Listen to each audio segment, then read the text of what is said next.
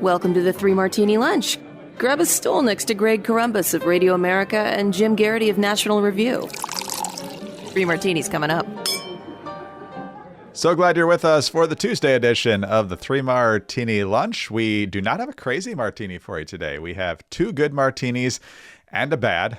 It's probably a little bit of a crazy in that bad, but nonetheless, we'll get to all of it. We'll talk about where the leaks seem to be coming from when it comes to illegals getting tipped off about impending ICE raids. We saw that in Denver, and now we know about one in the Los Angeles area as well. We're also going to talk about how Fort Bragg went to Fort Liberty, and now it's back to Fort Bragg, but not the same Fort Bragg.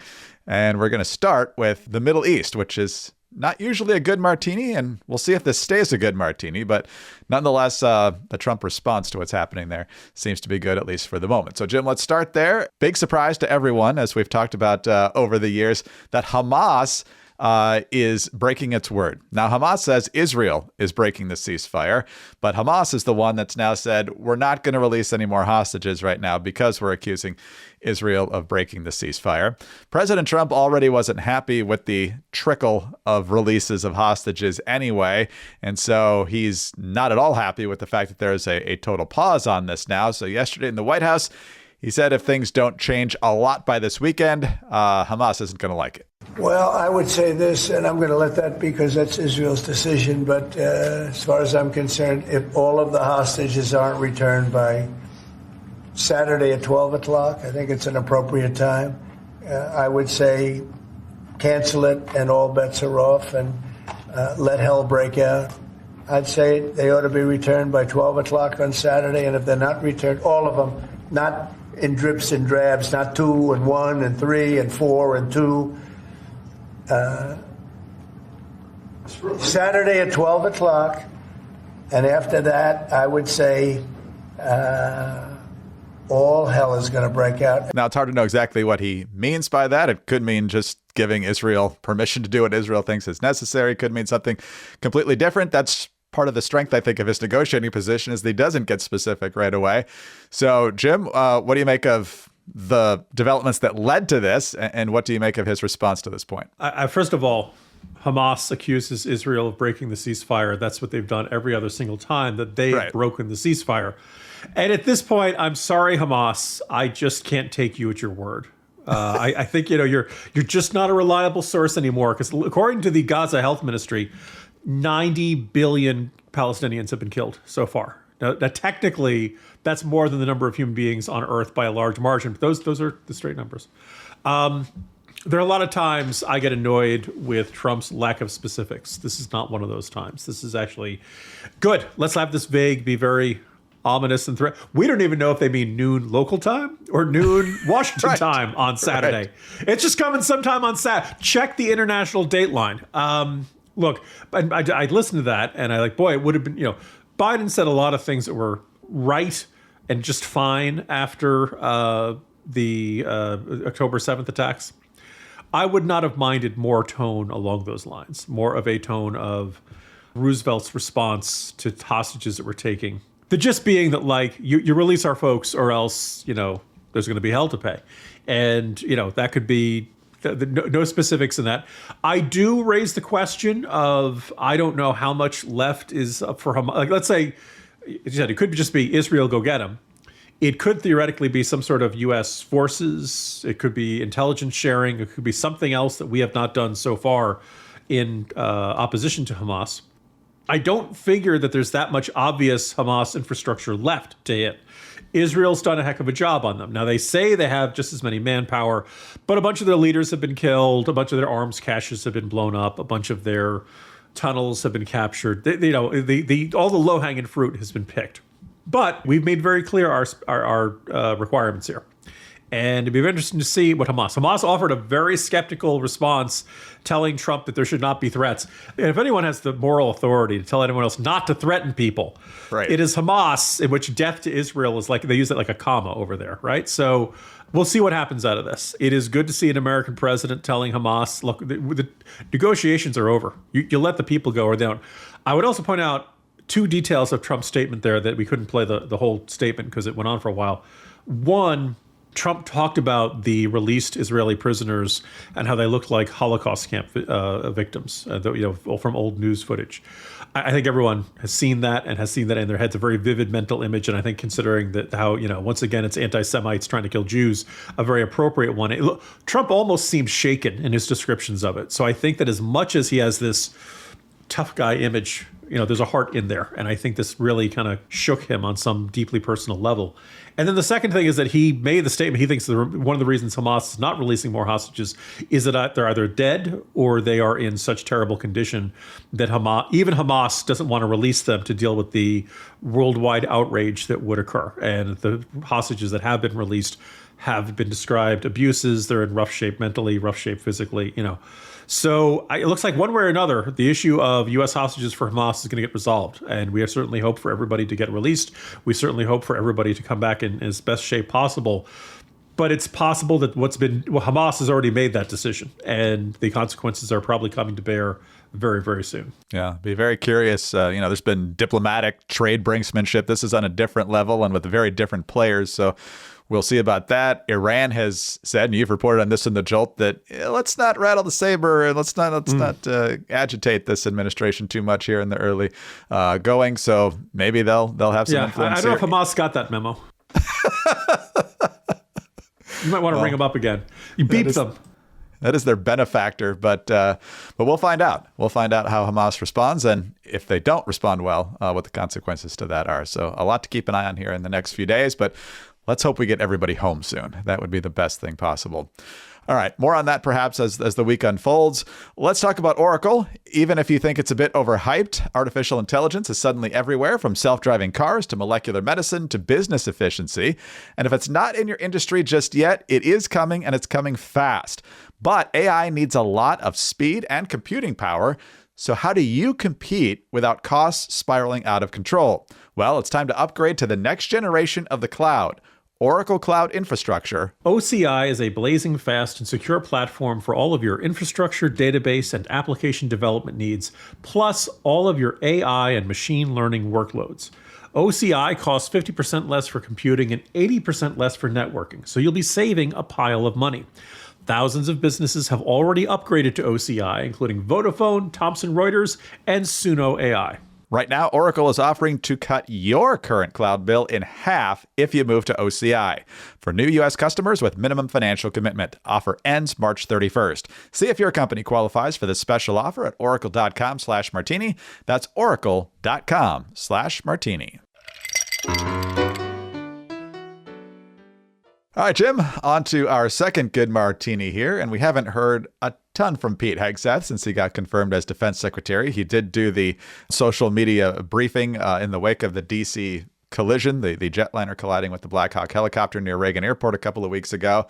Now he's over in Europe, but on his way over there, he made a move that has a lot of people intrigued. This is Lucas Tomlinson reporting for Fox News. Defense Secretary Pete Hegseth has signed a new memorandum renaming Fort Liberty in North Carolina to Fort Roland L. Bragg. The name Fort Bragg is coming back, but with a twist. It will not be named after the former Confederate general. Instead, the new name pays tribute to PFC Roland L. Bragg, a World War II hero who earned the Silver Star and Purple Heart for his exceptional courage during the Battle of the Bulge. And so, Jim, there was this huge renaming of a number of bases that had the names of Confederate war figures. Bragg was one of them. Fort Rucker's another one. Fort Hood, the huge base down there in Texas, is another one.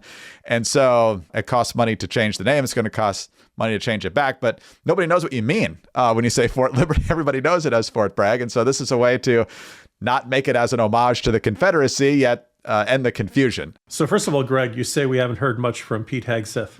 Some of us may have run into him in the green room in Fox News this past week. Oh, did you? But I don't talk about my conversations with people in green rooms. I'll just say that Pete Hegseth is as good a guy as you ever thought he was. He's glad to run into him. If I had, I'm neither confirming nor denying that information is classified. But anyway, he had, if you want to know more, watch the Maria Bartiromo interview this past weekend.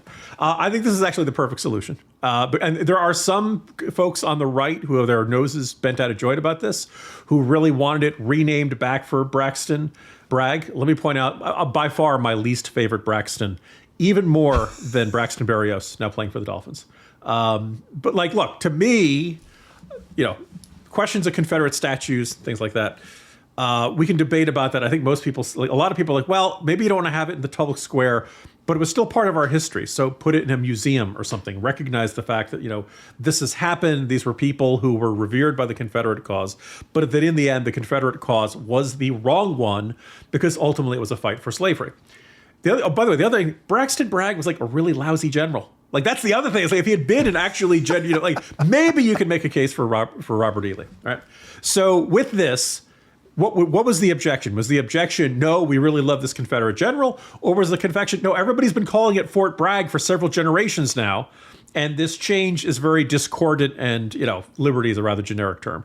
It makes people think we're selling insurance or something like that. So to me, this is perfect. Oh, by the way, there's a Defense Authorization Act from a few years ago that says you cannot have a military base named after a Confederate leader.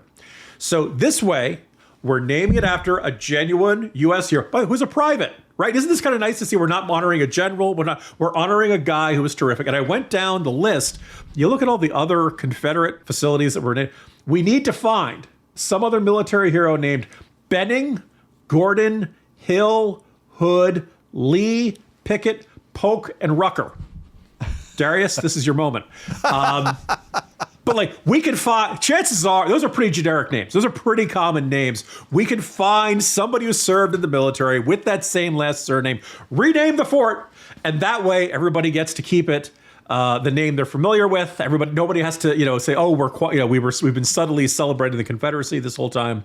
I did see some folks over at the Federalist complaining about this, Greg, and you know what? I am so fed up with these so-called conservatives not standing by our president, not standing by our Secretary of Defense. Look, nobody told you guys to get on board. These rhinos, squishes, stand with our Secretary of Defense. No, I think this is actually the perfect solution. And good job, Secretary Hegseth. All right, Jim, on to our bad martini now. And one of the major goals of the Trump administration from day one was to find the criminal illegals and others who are in the country illegally and send them back to their country of origin. Tom Homan is the border czar. He's been on this on day one, and you got to love Tom Homan's personality. He's just all business all the time. And so he is not at all happy that there are leaks happening that are making these ICE raids less effective. There was one in Denver as they tried to round up members of Tren de Aragua. And now apparently before the raid even happens in Los Angeles, he knows that's been tipped off as well. So Holman was on with Sean Hannity on the Fox News channel. And the questions asked, of course, where are these leaks coming from? We think it's coming from inside. And we know the first leak of Aurora is under current investigation. We think we identified that person. Under investigation right now. The California leak, Secretary Noem, she's correct. Some of the information we're receiving tends to lead toward the FBI. But I talked to the Deputy Attorney General all this weekend.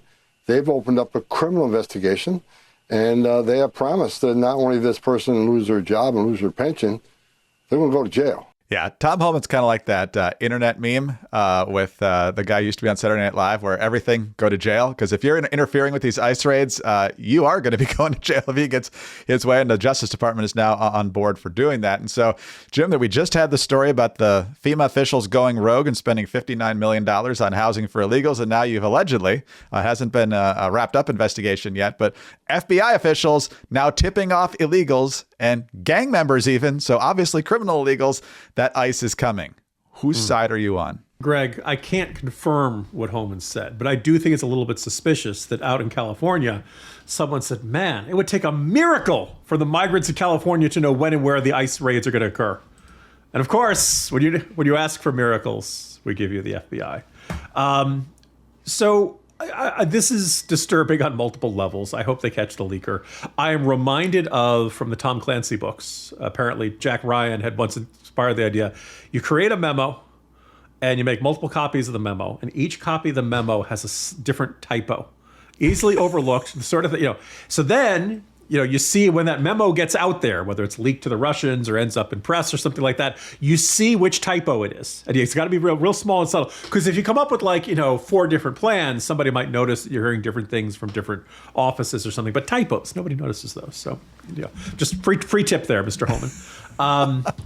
On this, though, look, if you really have a problem with the federal, I'd like to ask that this leaker, assuming they identify this person, if this person really does work for the FBI, what did you think Customs and Border Protection did? What did you think Immigration and Customs Enforcement did? I think it's right there in the title. I know you can feel like, for a whole bunch of years we acted as if immigration laws were optional and that they were just kind of on the books for decoration. They weren't really meant to be. They're the same way there are a bunch of people in this country who think the Constitution is this really old yellow document of the National Archives that you can look at, but it's not meant to actually be used. It's not like it actually has any real relevance to things. If you are within the FBI or any of these other institutions and you don't think the law that you are enforcing is moral, if you don't think that the law that you're enforcing is truly in the cause of justice, you're entitled to resign. Lots of people have done it. And that's, you can say, I cannot in good conscience enforce this law. I'm going to go find something else to do with my life. But what you can't do is this, with the malignant compliance, I guess is the term they're throwing around these days, the idea where you say, well, I'm going to keep my federal job and my salary and my benefits and my pension and all that kind of stuff, but I'm just going to work against it from the inside. And I don't think that is, I don't think it's a good idea in general. I really don't think it's a good idea in this one. You cannot say that Trump ran on, I'm going to have lots of tolerance for illegal immigrants, and then after inauguration, he just sprung it on everybody that he was going to do these kinds of ICE roundups. This was not people knew this was coming. People voted for it. This has been effectively endorsed by the American people. Now, if there's something illegal going on with this, if there's violation of the Fourth Amendment or something, okay, fine, we can have those discussions. I don't think there is, but your job in this system, and I think this is a demonstration. Yuval Levin talks regularly about the idea that the decline of an institution, and the idea that when you join an institution, your job is to work within that institution for the purpose of that institution. The institution does not exist for you to promote your agenda. Was it X-John or one of these other folks who said when woke or progressivism comes along, they will take over an institution, then wear it like a skin suit and walk around. And it looks like it has the name of the old institution, but it's not doing what the old institution is. Look, if you're in the FBI, you're in the federal law enforcement. And maybe you could transfer departments. Maybe you don't want to be in the immigration law. Maybe you want to go into white collar. Maybe you want to do counterterrorism. FBI's got a lot of jobs. Maybe this, immigration enforcement is not the job for you. But you can't work against it, and you can't leak sensitive information. That's a violation of your oath. That's a violation of the law. And I hope they catch this person and throw the book at him. Yes. I believe it was Dave Burge, Iowa Hawk Blog, the car ID man, who came up with the skin suit explanation, which is dead on. And by the way, if you don't like your job at the federal government, assuming the judges let it go forward, you can get 8 months of severance if you call it quits here in the next little bit. So you got options. Let's just say you got options. So, Jim, quite a start to the day. There's expected to be about 8 inches of snow in the D.C. area, so there's pure chaos. Everybody's frantic. The bread, the toilet paper, the milk is, I'm sure, already gone off the shelves. And so I hope you can weather the storm, literally and figuratively, and I'll see you tomorrow. Unless the power goes out, America, I'll still be here. But everyone else in D.C., Greg is correct. They are buying bread, milk, and eggs. I guess everyone makes French toast. Is that what they're doing? I guess so. Man, you are living a lap of luxury if you're buying eggs. Yeah, eggs. That's actually. By the way, did you hear they are now when you go to the grocery store, you're always supposed to check the carton to make sure none of them are broken to begin with. Right. But apparently, lots of people are finding 11 eggs in there, and people are shoplifting an egg in their pocket. So seriously, just don't have anybody bang against you in your pocket or something like that. Else you gotta, or otherwise. You might think you're funny, but in the end, the yoke's on you. It's a rough world out there. Jim, good luck with the snow shoveling and such. I'll see you tomorrow. See you tomorrow, Greg. Jim Garrity, National Review. I'm Greg Corombos of Radio America. Thanks so much for being with us today. Do subscribe to the 3 Martini Lunch podcast if you don't already, not only on your favorite podcast platform, but also on YouTube. Fun stuff coming there soon. And there's also great stuff there now. You can see all our reels. You can listen to all our shows and so forth. Also, don't forget to give us 5 stars and kind reviews. That really helps us out a lot. Also, get us on your home devices. All you have to say is play 3 Martini Lunch podcast. Follow us both on X. He's at Jim Garrity. I'm at Greg Corombos. Have a great Tuesday. Join us again on Wednesday for the next 3 Martini Lunch.